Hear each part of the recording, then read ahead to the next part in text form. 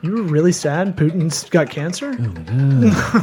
What? Sweat Equity Podcast and streaming show, the #1 comedy business podcast in the world. Yeah, Ric Flair, I hear you. Pragmatic entrepreneurial advice with a real raw dog talk. Listen to us on iTunes, Apple Podcasts, Spotify, YouTube, kinda Vimeo for sure, because we're hot on Vimeo, baby. LinkedIn, your mom's Sony Walkman, all that stuff. Hey, hey, you like that? I'm here. Just doing that. Just doing a hype hard. This episode is sponsored by Squarespace. Create a custom website or online store with an all-in-one solution from our dogs at Squarespace. We've made about 200 sites or worked on 200 Squarespace sites on our own, probably at this point. You say that. That's a lot, for sure. But it's my go-to for a CMS, content management system. You can you've got Fluid Engine now that you can make websites any which way you want it. No programming, no coding, unless you want to. It's up to you. Okay. You can add integrations, no problem, lickety split. I want money. You start with that free trial today with the link in our episode description. And if you don't need a website, you should need a website. Everybody should have one. But if you don't need one and you want to help out the show, you can be our BFFs by subscribing to the podcast and whatever you listen it to. Rate it 5 stars. Give us a little hookup. Holler if you hear me. Okay. And write a short review. And then share the show. All that takes 30 seconds. Yeah. Yeah. Maybe 90. Do it, though. Maybe 90 Actually if you're do it. driving. Right? Just do it. Share the show. Hey, here's something you like. Dick jokes and business, right? Yeah. Entrepreneurship and vagina stuff. Let's get it going. Hotty toddy. Sweat equity.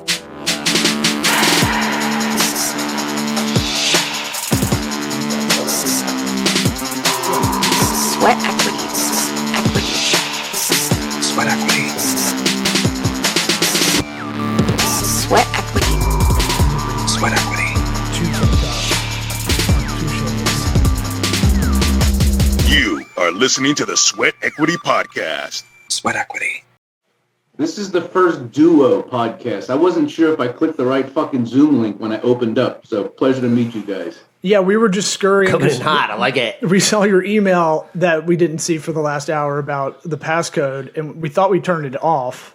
Yeah, it was almost 2 in a row there for us. Yep. It's all right. But yeah, I like that you're coming in kind of frustrated at your computer like we are. That's my entire life, brother. So no worries. What does that mean? Lay it on us. I've been in computers or dealing with computers since I was 8 years old. It's always frustrating. Even as a technologist, these things they used to work for me, but now I work for them. Well, before we get into that, I want to know more about that. Before we do that, why don't you tell everybody where to find you? Social media, websites, otherwise. Yeah. LinkedIn is your best bet. It's just Beau Button, BEAUBUTTON. I'm the only one on LinkedIn. I do have a pretty active Twitter account, but most of that's just copied from LinkedIn. All right. I hope that ding dong from our Otter AI that integration came in. Yes, it's definitely in there. Okay. It's in the show. It made it. We'll put all the links in the episode description. So we always ask. Here's a good question that I forget to ask too. Have you listened to this show before? I have not. No, I have Carson going out crawling the internet for shows he feels like I would be compatible with. But no, I'm not familiar with your show, but I will be now. I'm wondering if your booking agent did that as well, because we get some that I think they probably just programmatically scoop up a bunch of business. We'll be all right with Beau. I think Beau will be good. No, he dropped an F-bomb in 30 seconds. Well, it He's looks like great. he's taken the computers behind you look like they caught your wrath. Yeah, for anybody, it looks like you've just done anybody some on damage there, audio, so that's cool. You can tell he's a real technologist because he's in a very boring room. Like Bill Belichick decorated it. Right. Like there's Not nothing. a filing cabinet. There's nothing on the walls. That matches the walls. The grayest gray filing cabinet, and then open towers of servers. Or it looks like if you had a PC in the 90s, I was harvesting GPUs. Yes, I was going through some computers we had in storage, and I was taking out their GPUs. But they've been sitting there for about 2 years. I haven't moved them. It makes a statement. It's like, I got things going on. You know, It's like a message to the others. It's not staged. I promise you, it's not staged. I would hope not, because that would be a bizarre. Very authentic. I will give you that. Oh, he knows a lot about computers. He has 2 of them open on desk. Shit, I gotta convince him. Quick, give me some wires. Throw that shit on the desk. There, perfect. Well, we always ask everybody that came on the first time, and by the way, we're the #1 comedy business podcast in the world, so you're welcome. We always ask everybody coming on for the first time, what advice would you give your 13-year-old self? Oh, that's a unique one for me since I started so young. 13, I would have already been in the software development profession. What I would have told myself is any money I have, put it into real estate. Literally. Like, I know as a 13-year-old, my options would have been limited, but like find somebody I trust as an adult that could, manage my money for me instead of buying, garbage or electronics, because I wouldn't be sitting here, having to continuously grind if I would have invested in real estate. That is the only. That's a new one. That's the only answer we've had that's been an investment. Like you did Back to the Future, like like when what's the dude? What's the bad guy's name? Back to the Future 2. Biff? Yeah, like Biff, like didn't he get all the Super Bowl bets and stuff? Yeah, and that's made how money. he became rich. But maybe the question is, what advice would you give your 8-year-old self? Yeah, because how far back should we go here? You're a real entrepreneur. No, 8 was that pivotal intersection where I went from being a kid playing hide and go seek to being hunkered down in my bedroom learning how to program. Let's see. So it was what 8. Okay. Advice? Honestly, it's still relative to finances. Like at the end of the day, just keep on, hold more of my cash. I have a very interesting relationship with money. So like everything when it comes to advice, if I could go back in the past, it would have been, hey, be a spendthrift. But yeah, even as an 8-year-old, I was outside, making money with my mom or cutting grass when I was a teenager. But yeah, just hold on to more of that money. And again, as I got older, I would have been better off. I'm still grinding. I'm 39 now. Yeah, you're about our age. Exactly our age. When's your birthday? I mean, it could be the same birthday. It could be May exactly 12th, the same. 1983. Okay, about 4 months older than me. But whatever. It would have been cool. Really, you were really shooting for the moon there. Would have been cool. So I wouldn't do our audience I would be doing a disservice to our audience if I didn't ask what were these big losses. Were you going kind of MC Hammer style? How many tigers did you have? Yeah, No, not even like that. So I've always, I'm very attracted to learning things, and I when it comes to a new hobby, if it's drones, cameras, anything, I have a 0 to 1,000 personality. So my shortcoming is I will invest very heavily into that hobby, even if I don't necessarily continue the hobby. So I've gone through everything, and I still have most of those things, either in storage units or in the house or somewhere in the office. But I don't, it's not a regret because the knowledge or the things that I've learned in going down those rabbit holes is precious to me. That's why people still come to me and ask me these questions, and I have a lot of, background information on pretty much every technologically tangential subject. But yeah, it wasn't like I was buying Ferraris or anything. Nothing like that, thank God. No drugs, nothing like that. It was just, I don't hesitate to buy, technology or gadgets if it, allows me to learn something new. Oh, I can feel that. Yeah. Turn the cameras around in this room. Looks exactly like your background. Yeah, my goal this year, instead of having 20, my New Year's resolution goal, I was having a list of 20 and seeing if I can knock them all off. I get about half of them the last couple of years. And the goal this year, because I'm not naturally money hungry, but I need to be, because I don't want to be in this position I'm in forever. So it's just one goal is like, just make over 200K this year. Just do that. And everything else will take care of itself. That seems to be the hard line to do. But it sounds like you're kind of in the same thing, because I would forego, I've been doing stand-up 15 years, and that is a negative money game. until you make money magically somehow, until you're headlining and stuff. But like, you do it. I do it because I love it. Low overhead there, though. Same with the podcast. We're not buying Ferraris from the podcast yet. But it's one of those things where no overhead. But it does. We do see the forest for the trees, where it is kind of that thing where this show specifically, we feel like we do have proof of concept now. Our low self-esteem about doing this is gone. That's in the past. We know the show's good. It's just we got to figure out how to kind of get it to that next level. What do you think what do you think your self hurdles are in the business world? I mean, honestly, I don't see any for the business. I mean, I've been a serial entrepreneur my entire life, and the current business, Atlas Reality, by far the most financially successful that I've been a participant in. I've had one other successful exit, but it was coupled with a divorce. So it almost was a net zero transaction. You see success, you cash out for money, and then you see attorneys and ex-wife. We are cut from the same cloth. We know that game. My agency fucking dissolved because I was having a drama all the time.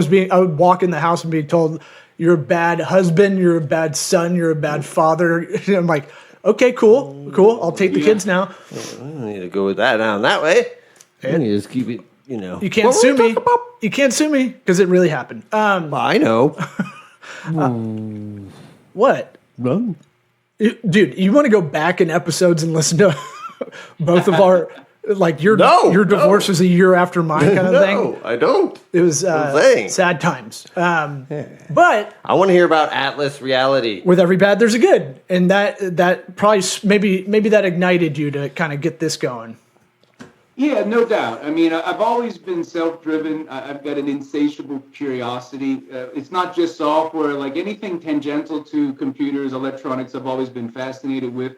I enjoy tinkering, taking things apart, learning about them, but my attention span's relatively short. But yeah, I mean, that did drive me and motivate me. When you have 3 kids and you've got, all of these things, these financial kind of obligations, you need to set yourself up for success. But Atlas Reality originally started off as a company called Cerberus Interactive. We were a software development, really video game development consultancy. We built games for other companies, and we did that for about a year. And we pretty quickly realized that even though you're building games, which can be fun, building games for other people is it's bullshit. It's not fun. There's no joy in it. So we pivoted, and we decided to build our own game. The first game we built was called Atlas Empires, which is kind of an amalgamation of Pokemon Go and Clash of Clans, and then the current game that we're working on that's live is called Atlas Earth, and that's by far our biggest success to date.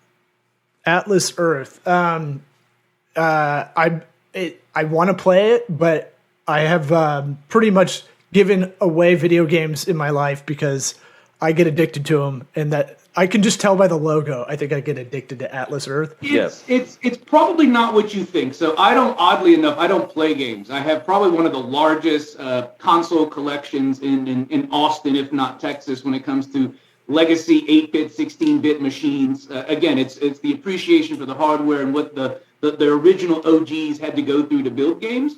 But I do not have the attention span for a game like these new modern games that when you install them, there's a fucking career mode. And I'm like, I've got a job. I don't need to learn how to be a driver to drive a car. But yeah, I mean, there's an attraction there. But Atlas Earth is a play to earn game, and it's not for everybody. We want it to be for everybody, and we're getting it there. But it's in the virtual real estate kind of genre. So it's not something you're going to be playing every day against other people. It's a relatively passive game, but we pay people in cash. You can actually earn cash. You can check or cash out into PayPal, and that's the attraction for most of our audience is passive income. Okay. That's very now I want to know how this game works. Why are you paying people? What does that do? Why would you do that? How do you do that? What brings in revenue to do that? Yeah, we were inspired by this Web3 movement. So so bad news for you. We had a guest last episode that was on NyQuil. I don't know. Like he was very much talking about Web3, and we just didn't get it very good. he looked like he was in a hostage situation to be on the show that he asked us to be on. No pressure. I am not a Web3 champion. I talk more shit about Web3 and blockchain cryptocurrencies than anybody. I'm not a fan of what they're doing in regards to like the snake oil salesman type, approach. But the technology, we could get into the weeds if you wanted to, but like we were inspired by what we thought Web3 meant. So my partner Sami, the CEO of the company, Web 1, the original internet, was access to information. Web 2 was access to people. So think about, MySpace and Facebook. In Web 3, our kind of interpretation is you've got these stakeholders, the individuals like yourself, we're logging into Facebook and Instagram or TikTok religiously. We're being monetized. We are the currency. And for us, Web 3 is about ownership. We want our users to have some equity, something tangible in what we're doing. So sharing in our success. So the business model that we built, we sell virtual real estate. We allow you to earn virtual rent. That rent accrues at a relatively slow, pennies, fractions of a penny per second. But there's things that you can do. And the entire game loop is if you do something in the game that allows us to generate revenue, we'll share that revenue with you in the form of virtual rent. So if you watch an ad and we get a nickel, you'll get a fraction of that nickel. And when it gets to $5, you go log in, you cash out to PayPal, and boom, you've got money in your checking account. Interesting. Do you want to be slumlords? I'm going to download it. In the virtual world? Can I go Grant Cardone on this one and just start? Jesus. Please don't talk about Grant Cardone. No, I don't know what the fuck I watch, but like I get fed his videos. Like it's bad. I like him. I think he assumes a lot of people can just get that kind of work ethic he has, Yeah, I don't know how much of it's illusion. I have what I would consider an incredible work ethic. But I also have, I'm real when it comes to like expectations. The intersection of opportunity and preparedness is like some people's definition of luck. That's my definition. Some people just get lucky in business deals and have lump sums of cash fall into their checking account. I've had that, but I've had it also disappear just as quickly. Mm-hmm. But yeah, I think they really do a disservice to most Americans or most humans, quite frankly. It's not that easy. But yes, a lot of what he says, like the spirit of what he says is true, but it's not that easy for everybody. We're not all created equally, intellectually, physically, and like initiative-wise. We're not all self-driven.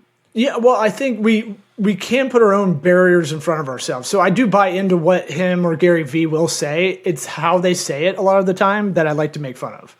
Very dismissive. No, it's just like, you got to get up, bro. You got to go. Like, I love Sundays. Sundays are my day. Yeah. I know. That's like Gary Vee. Like, that's what I'm already started on Monday, dude. Yeah. And you're like, you're a natural Adderall. Like, that's like, you have that in your veins. You don't have to take anything. There's just some people that are like that.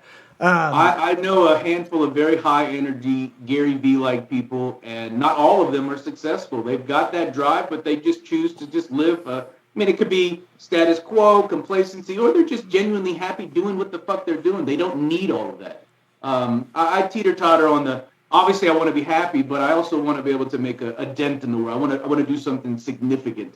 More often than not related to food and food scarcity. We can go down those rabbit holes in the future. But we got a lot of irons in the fire, and I think we're gonna have to have you back on because you're a really good communicator for someone that's in your field. Surrounded by computers.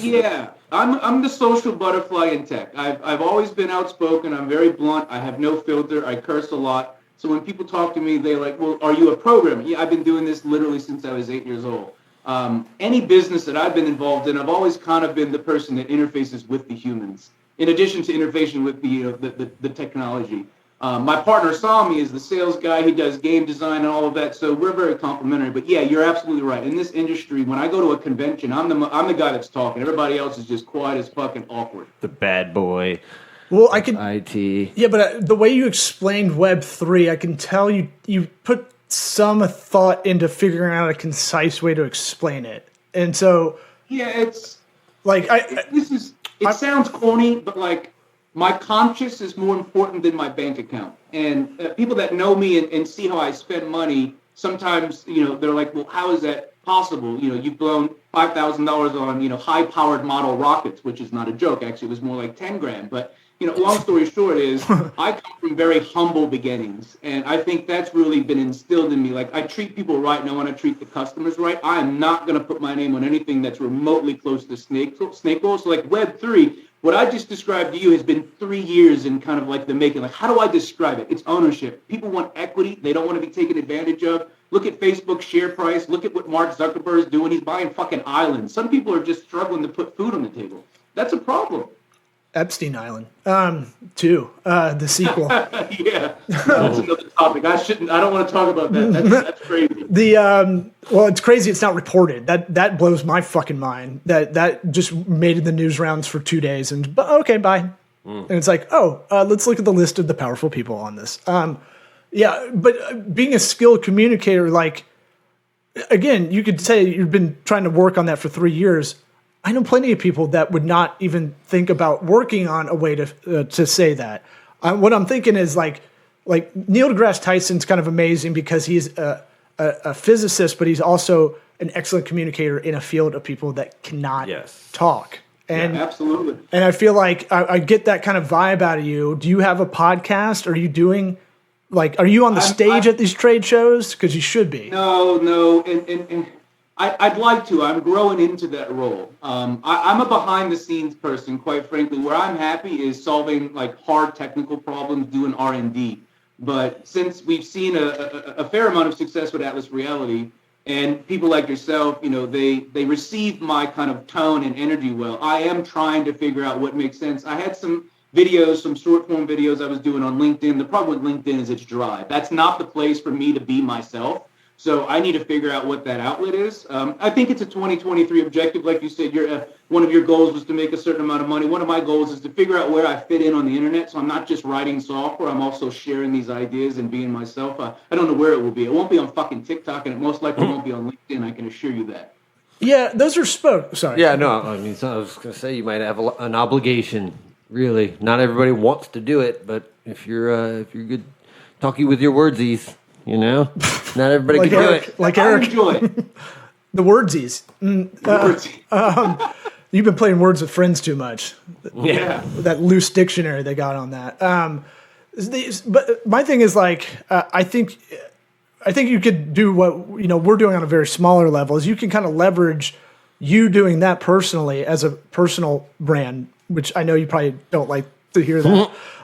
Yeah. Look, it feels gross. I get douche chills when I talk about it from my own comedy career and stuff like that. But at a certain point in time, what am I going to do on your deathbed? Are you going to look back and go, "I'm glad I overthought doing that and didn't do it"?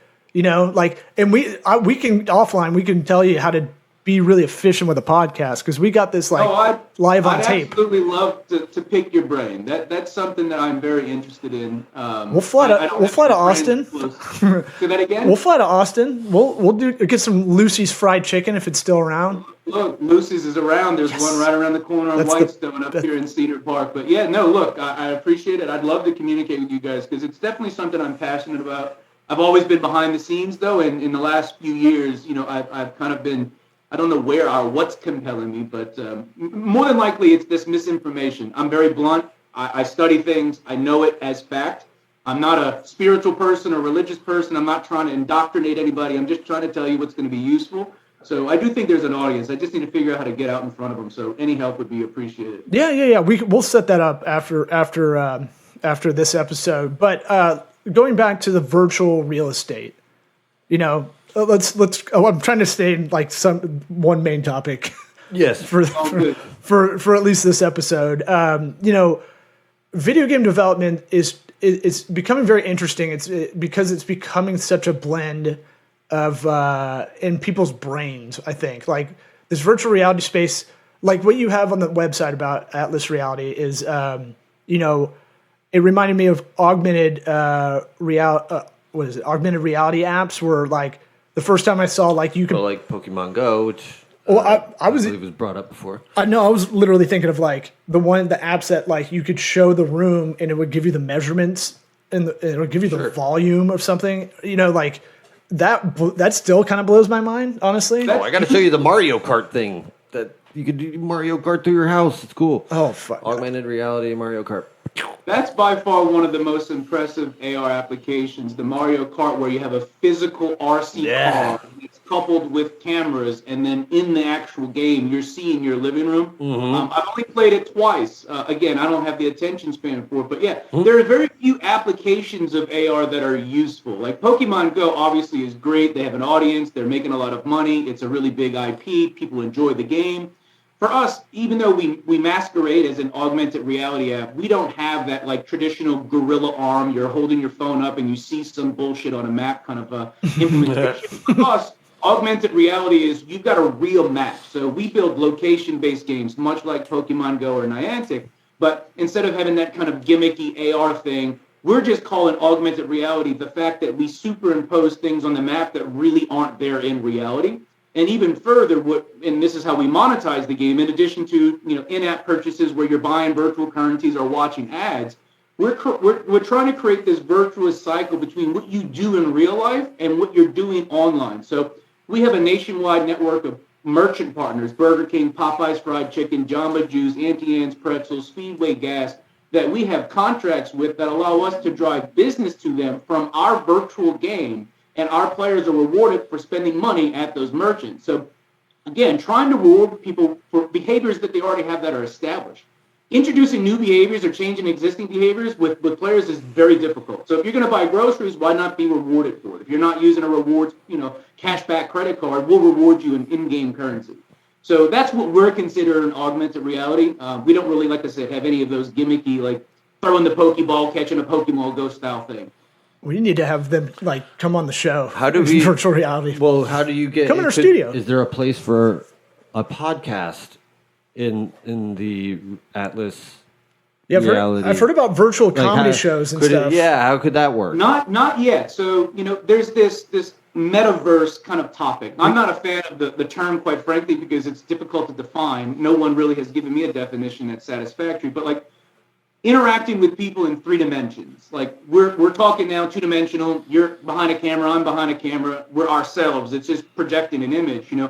I was part of a very early, and you might have heard of a game called Second Life from a company called Linden Labs. We're talking 10, 12, 15 years ago. Yeah. 3D spaces. But for me, going online in 3D in let's say an Oculus Quest or a VR headset and watching a podcast is something that I would be entertained by. I would do it. And I haven't done it myself. I haven't seen or witnessed it, but I have gone to concerts with my 15-year-old son in a game called Rec Room, which was kind of mind-blowing. But no, in Atlas Earth right now, we're literally just location-based on your mobile phone. We're working on companion apps, and one of which will be a virtual reality app that probably won't see the light of day until 2025, or 2024 rather, but we are working on ways to allow people to socialize. Social interaction right now is not something you do in the game. We want to bring that, but we're continuously building out the core features at the moment.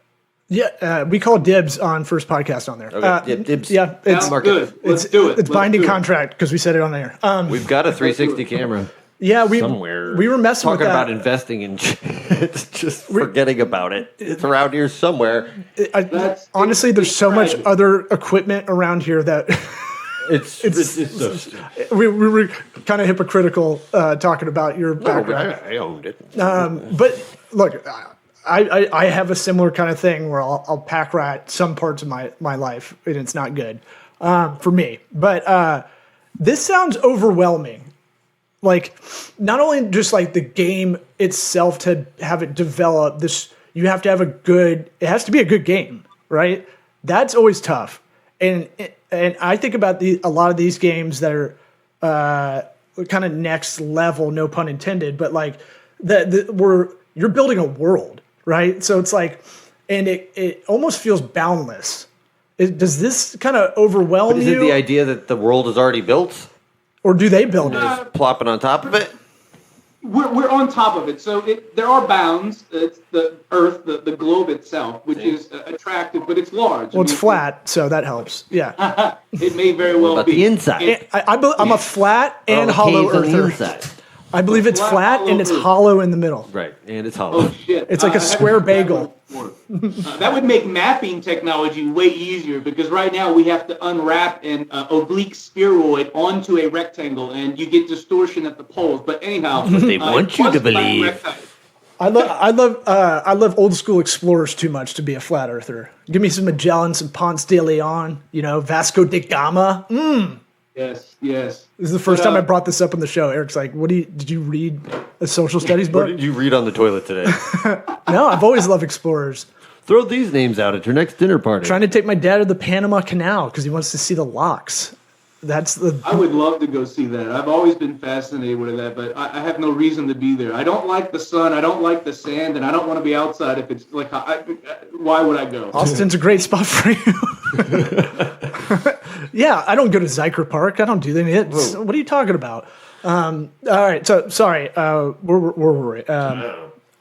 Well, to me, it just seems like not so much in boundaries, but it's boundless in the sense that you can build so much. Like you have another world to think about, I guess, is the way I'm kind of thinking about it. And then you have a business side of this. And then you have I could see it. It must keep you up at night. The possibilities being so broad, and being like, wait. To me, I need to write this down. To me, this is anything can happen. It's the ultimate creative. Because people think I hate being called a creative by people because it's like, no, you're putting me in an artsy kind of flaky category in my head. Right. It's whatever happens. Right. The canvas. No. I can rebrand your company, no problem. It's not. It's more math to me than it is anything else. But you get labeled a creative. You're like, no, I'm creative in figuring out puzzles. I feel like you got that same thing, like creating solutions. I feel like Jesse Jackson saying that, but I'm not creative. I'm creating solutions. All right, so Jesse Jackson. Remember this Al Sharpton? I did a black simile. So does this overwhelm you? And you're a dad too. That's not that with 3 kids. You're outnumbered. My kids are old and they live. I travel between New Orleans and Austin every 2 weeks or every other 2 weeks. Thankfully, they're like 15, 10, and 12. When I first moved to Austin 8 years ago, the constant travel was kind of a burn. But I don't. Thankfully, genetically, I'm not predispositioned to be overwhelmed. That's just like I remain relatively cool, calm, and collected. There are things that I do lose sleep over. More often than not, it's about humans, not technology. Managing a team, building a team, maintaining a chemistry, hiring, firing. That's where most of my strife, like just with like what I have to do as an entrepreneur or a co-founder, comes from. On the tech side, no, my partner and I, we spitball just like the two of you guys go back and forth and banter. Now, we're not sitting next to each other, but we probably talk 10 times a day. That's what drives like the vision of the business is we have ideas, we'll see something, we'll have an epiphany, a dream, like you wake up and like, hey, what about this? But we've got probably 24 months of features that we want to roll out into Atlas Earth. And right now, Atlas Earth is really just a relatively lightweight game.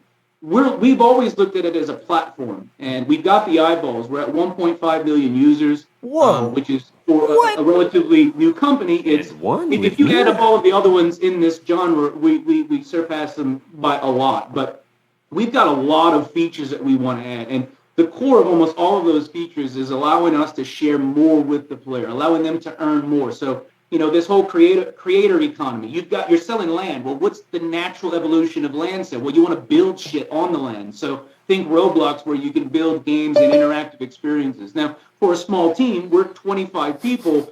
Bringing that to fruition is not going to happen overnight. But yeah, I mean, look, we've got a really well thought out roadmap. But I do lose sleep over human resources.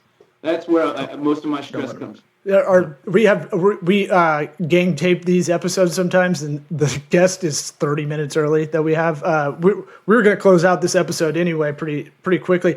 I got 2 things. One, you said how you got people from we're in the marketing world, so like the fact that you could get people from the game to go into a BK and get a Whopper is one of the hardest things to do for marketing right now. Like, to get it in people's heads with repetition, to not annoy them so much with the frequency, but get them from going offline to online to get them to actually physically going somewhere. So kudos to you on that being successful. The other thing is, what is the metric y'all use? Because like for apps, 10 years ago, it used to be daily active users. That's the golden metric really to go by. Is that daily active users for y'all? Or? DAU, yeah. DAU is still in our space, mobile apps and mobile games. The metric that we use, we hover around 70,000 daily active users. God damn. So it's pretty wild. Yeah, I mean, there's average revenue per daily active user on the financial side. So when we're talking how successfully, that's what you want to know. But like just having people and eyeballs is not, in our world, the most important. It's how much money you're able to actually make per set of eyeballs. I'm not at liberty to disclose that, but DAU is very common. Yeah, no, that's great. All right, we got to have you back on. We'll email you to follow up. Yeah, shoot me an email. I would love to shoot the shit with you guys. It was a pleasure meeting you. I look forward to hearing the episode. It should be interesting. You're gonna listen to your own episode? We don't do that. I always go through. It's something new. I'll probably get tired of it at some point. But it's a pleasure. We'll send you the link when it's up, buddy. Excellent. Y'all have a great day, gentlemen. Same. Y'all Thank you. That's it. Bye-bye.